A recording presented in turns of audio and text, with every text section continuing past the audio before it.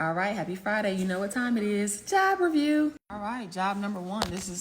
Job number one. This is a QA analyst, remote.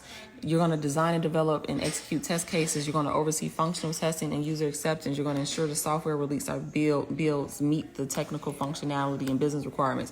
You're going to develop materials. You're going to manage UAT resources, participate in meetings and releases. Let's go ahead and let's scroll down a little bit more. This one says 1 to 3 years experience in retail, has 1 to 2 weeks sprints, deep understanding, Jira, Confluence, Monday. If you have e-commerce experience, it's a plus. Hey, I say each and every one of you can go for this role. Let's go. All right, let's do this quick. Job number 2, QA analyst, remote, Austin, Texas. Let's go ahead and read down. Efficient in learning, understanding the technology, troubleshoot system problems, execute test plans, perform your own data validation using SQL.